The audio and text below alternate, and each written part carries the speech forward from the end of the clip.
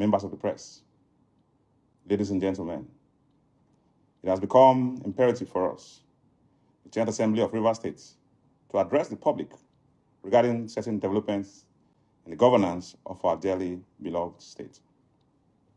Recall that after the Supreme Court's judgment on the budget of our state, it became absolutely necessary for the Governor of Rivers State, His Excellency, Sir Governor Fubara, to present the appropriation bill to the legislature for consideration and passage. Also recall, immediately after the judgment, this House wrote to the Governor, calling on him to immediately present the budget for speedy consideration. It was our hope that by the 15th of March 2025, we would have concluded the process of passing the appropriation bill into law, so as to give us enough time to approach the federal government to release funds meant for our states, which have been seized by the judgments of the Supreme Court. This we did in the interest of our dear states and in pursuit of peace, recognizing that no government can function optimally without a harmonious coexistence between the executive and the legislature. This letter was rejected, and the staff of the House of Assembly who attempted to deliver the mails were brutalized at the gates of the government house and sent back. Undeterred by this, the House resorted to use the courier service to deliver the mail. The governor did not heed to our call, nor did he demonstrate any intention to. Ladies and gentlemen, recall again that the judgment of the Supreme Court invalidated the appointment of most of the commissioners in the states. To bridge this gap and to avoid a vacuum, the House immediately wrote to the governor to submit the list of commissioners for immediate screening. Our letter was again rejected at the government house, and we once again resorted to deliver the mail through a courier service. Rather than heed our call, the governor instructed them to go to court against us, which they have now done. The governor went further to instruct all ministries, agencies, and departments of government not to receive any correspondence from the Rivers State House of Assembly, nor communicate with us in any manner. Last week, we were told that on his way to Ogoni for a program, the governor made a stopover at the gate of the House of Assembly quarters to grant an interview to the press. In that interview, he claimed that he had sent a letter to the House of Assembly indicating his intention to visit and present the appropriation bill, a claim we found rather astonishing, as no such letter was received by the House of Assembly. His aides later alleged that they forwarded a letter through WhatsApp to some members of the House, which was also awkward, unprofessional, and embarrassing. As I speak, the social media space is awash with stories about a purported letter from the governor to the House of Assembly expressing his intention to visit the House to present the appropriation bill for the year 2025. Nothing can be further from the truth. We wish to state categorically that there is no such letter before the House of Assembly, nor any of its staff. We challenge the governor and his aides to produce an acknowledgement copy of such a letter, or any evidence that such a letter was sent or received by the House of Assembly. It is absolutely untrue and unfortunate. The general public must, as a matter of importance, ignore such a claim. It is now very obvious that if at all there was such a letter, the intended recipient was not the legislature, not the House of Assembly, but the public.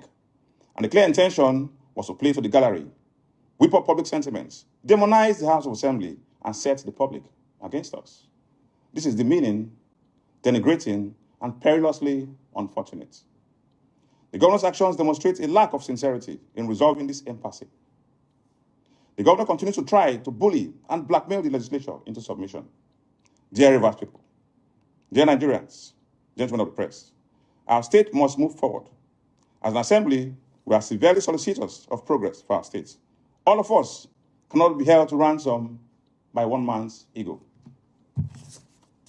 All of us must join hands to plead with the governor to do the right thing in the right and lawful way so our states can make progress. This assembly has borne the brunt of this crisis. We have endured immense hardship. We have been battered almost beyond our carrying capacity. We have been punished unduly and unfairly for trying to perform our constitutional duties. Our governor must not extend this punishment to Rivers people. No. Please no. We must not allow it. We have seen hell. Our hallowed chamber was burnt down by the governor. The House of Assembly complex was brought down by the governor, totally demolished alongside our personal effects and belongings. Our speaker's residence was brutally attacked. Our residential quarters was mindlessly invaded. Our allowances have been seized for about a year and 6 months now. We still continue to suffer. Yet, we are resolved to put all this behind us in the interest of our state so that our states can move forward. We cannot afford to punish our people because of our ego and personal interests. Ladies and gentlemen, we have aged pensioners who must receive their pensions. We have our teachers in public schools who we depend on for our children to be educated. They must be paid their salaries. We have government hospitals and health centers, which our people depend on for discounted and affordable medical services. We have public schools, which depend on public funds for their daily running. The governor is toying with the lives and livelihoods of Rivers people. Let us please all call on him to do the right thing in the interest of our states and its people. So the Rivers State Assembly have decided to push back on Fubara's claims that he sent letters to the House of Assembly to let him know that he's coming to present the budget before they went on recess. But this drama in Rivers State is not stopping anytime soon as well. The people of Rivers State have been caught in this crossfire between Fubara and Wike's pro lawmakers, those suspended 26 and the Speaker Martin Zamuele. The issue that I have with this pushback from this member of Parliament of Rivers State is the fact that they've been a tool in the hands of Wike. And you can see the destruction of Rivers State. You can see the chaos in Rivers State. You can see the handiwork of Rivers State caused by Wike. Now, he hides under the guise of the rule of law. But usually you would argue that that's not true. But in the meantime, please like, share, and subscribe. Because we need to make sure, again, I keep saying this, we also need to make sure that we get the right people in every area of our government, whether it's state, federal, local. We need to get the right people in. This political Godfatherism, is what is causing this trouble in Rivers State, where one person decides who's done his time, who's also sitting minister in the federal capital, then feels he has a very big stake in Rivers State, beyond the stake of the current governor.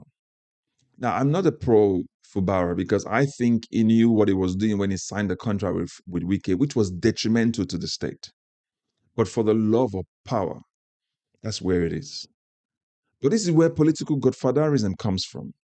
And this is the end point of it, where certain individuals feel they have the right, they have the audacity, they have the right and the wisdom to choose who should be governor.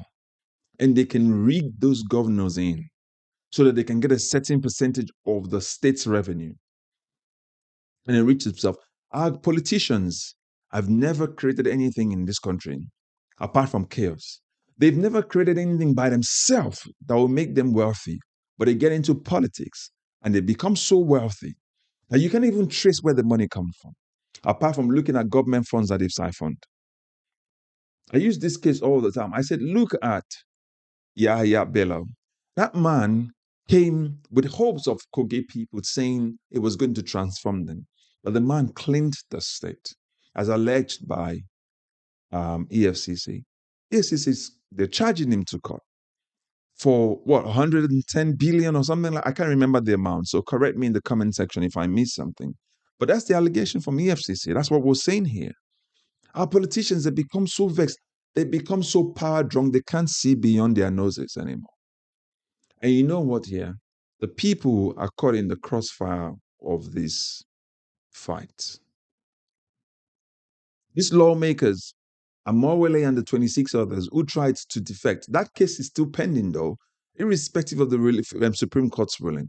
That case is still pending. I am not going to talk about that yet because I cannot trust our judicial system. It's already corrupt. We all agree and we know for certain that our judicial system is corrupt. It is grossly corrupt, invaded by the politicians who are building houses for them so they can induce judgment in their favor. Do you understand? So we know for certain that our system is so bad where there's no precedence to judgment. Every judgment is given as you come. Come as you come and serve yourself. I will give you the judgment, irrespective of whatever the Supreme Court in this judgment that they gave with regards to Rivers State defied what was there before as precedent.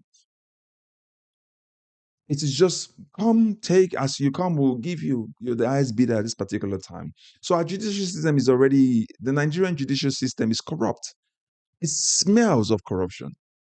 So when you have the likes of Wike, who have now fomented so much trouble just because he wants to have his own political infrastructure, his structure. He calls it my structure. That's my political relevance. He wants to make sure he's got one, a structure that the people gave him to say, come and serve us. He's now used that to become a mini demigod a demigod in Rivers State. So this gentleman here talking about the Rivers, I'm not a pro Fubara or Wike. I don't have a choice. Listen, my stake here is a better Nigeria. And when we see rubbish, let's call it out rubbish for what it is. It is rubbish. Now they're pushing back. They're saying that Rivers State, the governor did not provide all the things he wanted to provide to them on time. And even when they reached out to him, he refuted them. And now he came and played to the gallery. The governor needs to respond. Okay, so and we will wait for his response to come following this interview that or this press briefing that this member of parliament gave or member of Rivers State Assembly gave. All right, so we'll wait for Fubara to push back and say no, he did, and show documentations for it. All right, but in the meantime, they need to come back and fix their rubbish. If they want to impeach him, let them impeach him based on what grounds. We'll find out later, and he can go to court and say the impeachment is illegal. There's nothing wrong for them to say they're going to impeach him. They can do that. But the truth is that he has the right to go to court and say, sorry, this is not going to work. They did that to Peter Obi. So he's not going to be the first governor to be impeached by the House of Assembly because they're pushing the rights for the power of somebody. You remember, it was political Godfatherism that even made them impeach Peter Obi when he was governor of Anambra State, when he was governor of Anambra State. And he went to court and fought his case and won it. So the threat of impeachment is not the end of this world. He can always go back to court and then they can, push the claim. Afterward, he's a sitting governor. Try and impeach him and let's see what the people will do. Let's see what the court will say. Okay? So it's not for the people, these people are coming out. They're coming for their names and for their pocket. He said it clearly. He said the salaries and their whatever has been withheld for over a year and 6 months. So it's for their own good they're talking about. The people's claims they put in there, the ones for the pensioners, the teachers, the people working in the hospital, is secondary to our corrupt politicians. So we're not buying that. But in the meantime, Fubara needs to come up and then refute these claims. And then they need to then say they need to sit back. Since now they've now said they're going to go on recess indefinitely. But where there's a budget issue, where there's also the issue for salaries and pensioners, gratuities and whatnot to be paid. So you need to come back. If you've not fixed the problem, why are you going on recess? If you want to fix it, why are you going on recess indefinitely? It don't make any sense. So 2 plus 2 in this case is not matching to 4.